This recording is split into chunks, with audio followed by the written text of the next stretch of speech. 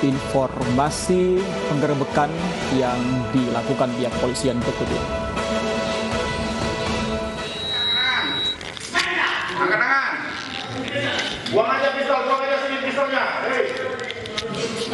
Buang di luar pistolnya ya. Buang aja pistolnya itu. Inilah detik-detik penangkapan Doni, pemeras yang menyandra penghuni kosan di Palembang, Sumatera Selatan. Lamanya proses penangkapan dikarenakan pelaku menyandra penghuni kosan dan membawa senjata api. Negosiasi yang berlangsung alot diakhiri dengan baku tembak antara polisi dan pelaku yang tidak mau menyerahkan diri. Penangkapan yang berlangsung selama 3 jam ini akhirnya membuahkan hasil setelah peluru milik pelaku habis. Petugas menyita 1 pucuk senjata api dan 4 selongsong peluru yang telah ditembakkan. Tapi bagus buatannya. Usai ditangkap, pelaku digelandang ke Mapolresta Palembang dengan pengawalan ketat karena warga yang berkumpul di depan lokasi ingin menghakimi pelaku. Petugas menuju ke tempat kos tersebut. Ternyata di lantai 2 tempat kos tersebut tersangka atas nama Doni itu mempunyai senjata api. Kemudian di lantai 2 tersebut masih ada 2 penghuni kos lainnya.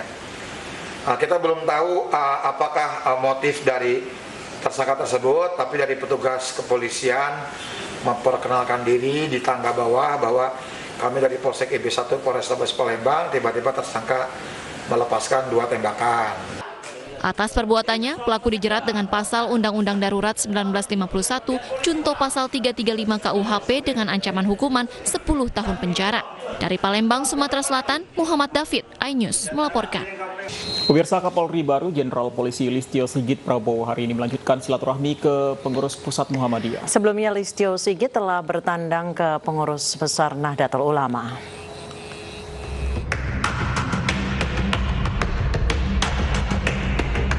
Dua hari pasca dilantik menjadi Kapolri, Jenderal Polisi Listio Sigit Prabowo sore ini berencana melanjutkan perkenalan diri dengan ormas Islam. Jika kemarin Kapolri bertandang ke kantor PBNU Jakarta, hari ini Listio Sigit akan bersilaturahmi dengan pengurus pusat Muhammadiyah. Sebelumnya pengganti Idam Aziz ini bersilaturahmi dengan kaum Nahdiyin di kantor PBNU. Usai bertemu dengan para pimpinan PBNU, Kapolri berharap kepolisian dapat bersinergi dengan salah satu ormas Islam terbesar di Indonesia ini dalam pemeliharaan Kamtipmas. Secara non-formal sebenarnya seperti beliau sampaikan, kami sudah cukup lama. Namun sebagai Kapolri secara formal maka penting bagi kami untuk berkunjung ke salah satu ormas Muslim paling besar. Tentunya dalam rangka mensinergikan program-program yang akan kita laksanakan ke depan, meningkatkan hubungan sinergi umaroh dan ulama di dalam melaksanakan program-program pemeliharaan Har Kamtipmas. Selanjutnya, masyarakat mengharapkan Jenderal Polisi Listio Sigit Prabowo akan memiliki kinerja yang baik dari Kapolri sebelumnya dalam menjaga keamanan di Indonesia. Tim Liputan iNews melaporkan. Polisi menggerebek rumah produksi kosmetik ilegal beromset ratusan juta rupiah di Bekasi, Jawa Barat. Tersangka memproduksi masker menggunakan bahan kimia berbahaya yang dicampur tepung terigu dan pewangi.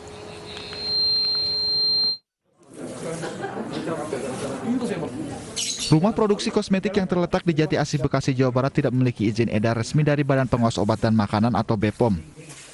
Pabrik rumahan ini memproduksi masker wajah yang bahan pokoknya hanya menggunakan tepung terigu yang dicampurkan dengan aroma perasa seperti kopi, teh hijau, lemon, atau lainnya.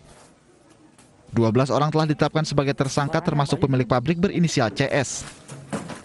Tersangka CS tidak memiliki sertifikat maupun keahlian mengolah bahan kimia menjadi produk kecantikan. Diduga tersangka dan karyawannya belajar otodidak membuat kosmetik kecantikan menggunakan bahan-bahan kimia. Pabrik ini telah beroperasi sejak tahun 2018 dan beromset 100 juta rupiah per bulannya. Dalam satu hari, pabrik ini bisa memproduksi 50 kg bahan menjadi sekitar 1.000 saset dalam sehari. Harga per sasetnya Rp2.500 sampai Rp3.000 per bungkus. Berkas jaringan reseller yang luas, 12 tersangka dapat menjual masker hingga ke seluruh wilayah Pulau Jawa. Kini polisi memburu reseller kosmetik ilegal produksi pabrik rumahan ini. Tersangka terancam 15 tahun kurungan penjara dan denda 1,5 miliar rupiah. Tim Liputan iNews melaporkan. Dan pemirsa selengkapnya terkait pabrik kosmetik ilegal sudah bergabung bersama kami melalui sambungan telepon Kabid Humas Polda Metro Jaya, Kombes Pol Yusri Yunus. Selamat sore Pak Yusri. Sore Mas. Pak Yusri, ini sudah dilakukan sejak 2018 beroperasi dan beredar di hampir seluruh Pulau Jawa. Beredar di mana saja, di toko-toko kosmetika atau di pasar-pasar atau bagaimana?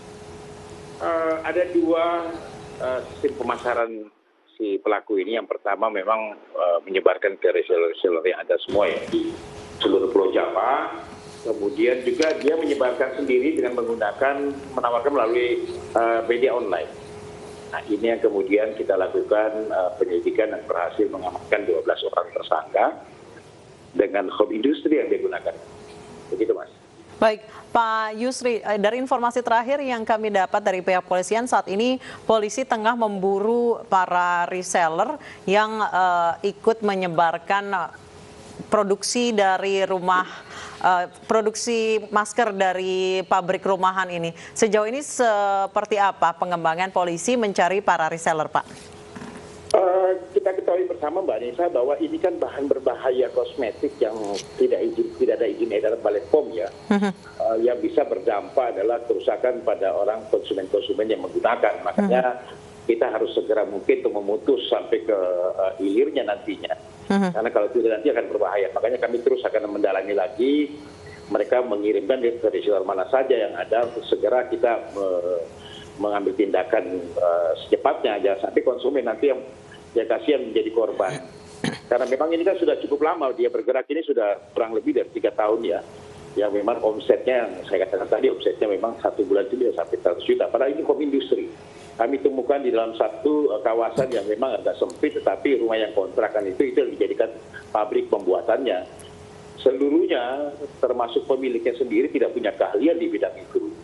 Ya, dia belajar melalui otodidak, dari melalui YouTube, segala. Kemudian dia berani untuk membuat 4 jenis masker kosmetik yang memang tanpa izin ini edar ya. Gitu. Baik, Pak Yusri, sejauh ini polisi juga sudah memeriksa tersangka. Sebenarnya tersangka ini mendapat kemampuan untuk meracik masker ini dari mana, Pak?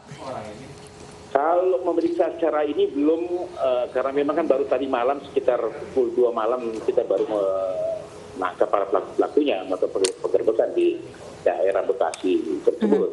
Makanya masih kami dalami lagi, termasuk juga kok dia bisa tahu campur-campurnya seperti apa. Nanti kami akan sampaikan semuanya. Karena ini masih kami dalami lagi. Kami masih dalami karena memang yang kami baru tahu bahwa memang yang bersangkutan juga lulusan SMA saja, tidak punya keahlian. Bahkan pegawai-pegawainya pun juga sama, mereka ada lulusan SD, SMP lagi. Begitu, Mbak. Baik, Pak Yusri, ini yang digunakan adalah bahan berbahaya. Penelusuran dari pihak Anda dan koordinasi dengan pihak-pihak terkait juga, apakah sudah ada keluhan kerusakan yang dialami pengguna dari produk-produk ini?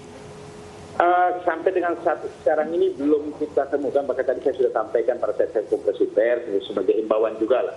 Kemungkinan dengan saya menyebutkan 4 jenis masker tanpa izin edar ya dari Balai POM yang perlu saya sosialisasikan pada masyarakat. Apabila memang nanti ada yang menjadi korbannya, itu segera melaporkan ke kami. Itu karena kami masih baru saja mengungkap kasus ini, Pak. Baik, kalau berdasarkan penggerbekan beberapa saat yang lalu, Pak, apa saja kandungan di dalam masker itu? Kabarnya ada beberapa bahan kimia berbahaya, tepung terigu, dan sejumlah pewangi dan pewarna ya, Pak ya? Kalau secara pastinya kan harus melalui pengecekan dari ini ya, dari laboratorium forensik, nanti akan kami coba nanti ini kan semuanya kandungan-kandungan seperti apa. Cuman memang yang kami temukan di sana adalah pertama memang tidak ada izin edar, itu paling utama.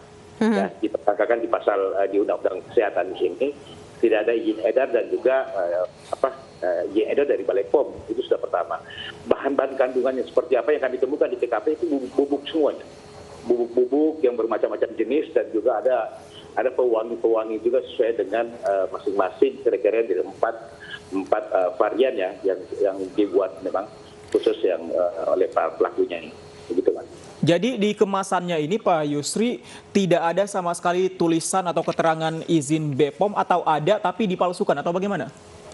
Kami belum temukan, memang tidak ada sama sekali karena memang ini kan kayak bentuk saset-saset yang dijual kepada para ini ya reseller-reseller yang lain, kemudian dia juga menawarkan melalui media sosial yang ada. Karena ini yang kami temukan di ini adalah para pelaku-pelaku yang membuatnya langsung, home industry yang mereka lakukan.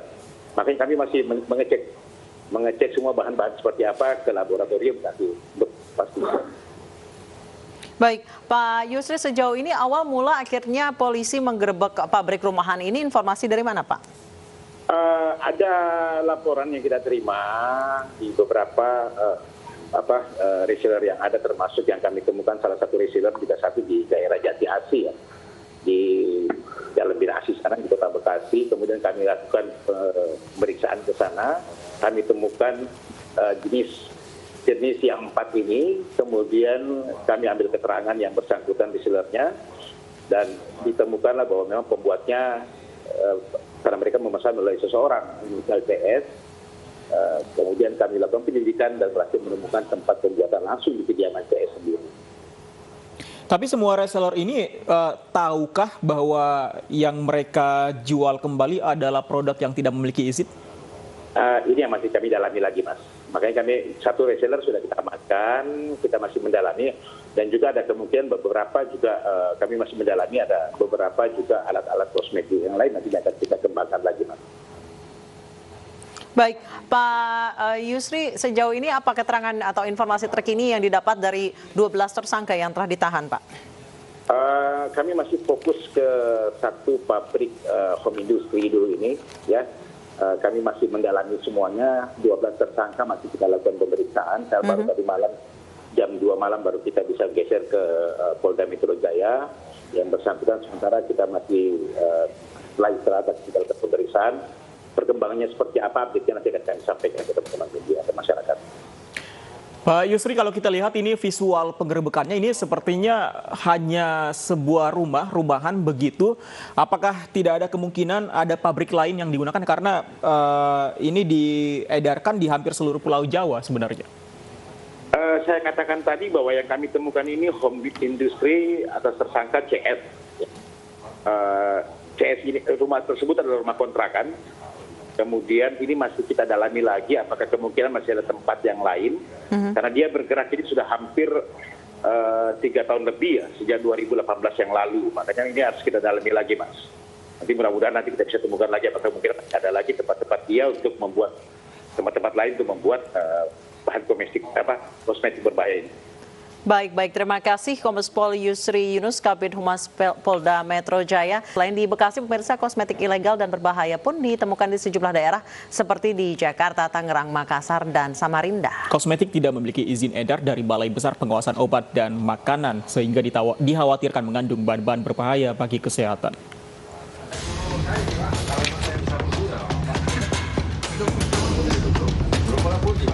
Aparat Polsek Samarinda menggerebek sebuah gudang penumpukan kosmetik ilegal di Jalan Bung Tomo, Samarinda Seberang, Kalimantan Timur, Maret 2020 lalu. 21 kardus yang berisi 50 jenis produk kosmetik ini langsung disita dan dibawa ke Polsek Samarinda Seberang. Produk kosmetik ilegal beragam jenis dari berbagai merek ini tidak mencantumkan nama produsen, izin edar, maupun tanggal kadaluarsa. Setiap kemasan pun diberi tempelan stiker hologram agar menyerupai produk asli untuk meraup keuntungan hingga 20% setiap penjualannya. Bisa dapat keuntungan berapa, Mas, kalau jual per itemnya itu? 20%. Oh, 20 berapa? 20%. 20% ya? Produsennya yang datangi Mas atau Mas yang cari info? Sales. Oh, salesnya datang ke tempat Anda ya?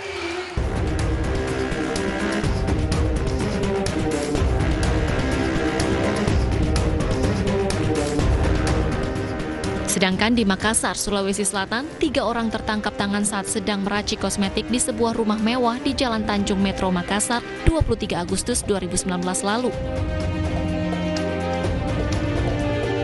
Ketiganya meramu susu dan berbagai bahan yang dibeli secara online untuk memproduksi kosmetik. Saat digerebek, petugas unit tindak pidana tertentu Polrestabes Makassar, ditemukan juga ratusan kosmetik siap jual. Produsen kosmetik ini memasang label untuk kosmetik miliknya. Ternyata sudah setahun terakhir produksi kosmetik ilegal ini dipasarkan secara online dengan omset puluhan juta rupiah per bulan. Sebuah ruko di kawasan Cipondoh, Tangerang, Banten digerebek petugas gabungan. Saat digeledah, Balai Pengawas Obat dan Makanan Provinsi Banten menemukan lebih dari 37.000 kosmetik dengan 68 merek asal Tiongkok.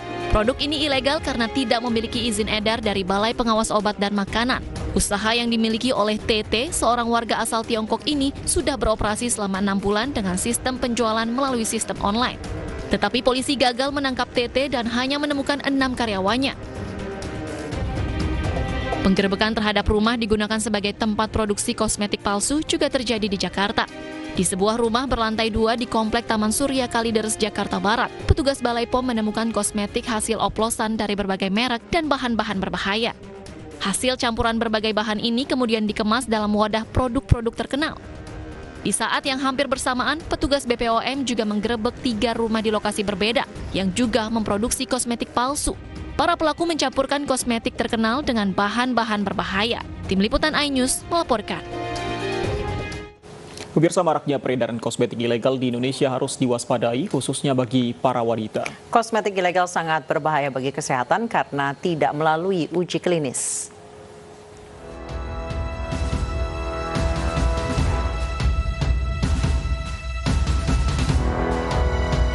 Harga yang murah dan kemasan yang mirip dengan aslinya kadangkala membuat konsumen tergiur untuk membeli kosmetik. Kosmetik palsu dan ilegal tetap menarik minat konsumen. Para wanita pengguna kosmetik harus waspada dengan bahaya penggunaan kosmetik palsu atau ilegal untuk kesehatan jika digunakan dalam jangka waktu lama. Kosmetik yang tidak lulus uji klinik bisa membuat kulit mudah iritasi karena bahan kimia yang digunakan berbahaya, seperti merkuri dan aluminium. Merkuri terkenal sebagai bahan kimia berbahaya yang biasa digunakan untuk memutihkan kulit. Bahkan ada kosmetik ilegal yang mengandung arsenik yang merupakan salah satu racun mematikan. Bagi Anda konsumen barang kosmetik, sebaiknya mulai sekarang harus teliti lagi mengecek izin edar serta tanggal kadaluarsa produk. Sebab barang yang telah memiliki izin edar biasanya telah melewati pengujian secara klinis hingga dinyatakan aman untuk digunakan. Semua orang tentu ingin menggunakan produk kecantikan yang terbuat dari bahan yang aman dan tidak beracun. Sayangnya tidak mudah untuk mengenali produk yang asli atau palsu. Maka bijaklah untuk memilih kosmetik mana yang aman agar terhindar dari gangguan kesehatan. Tim Liputan iNews melaporkan.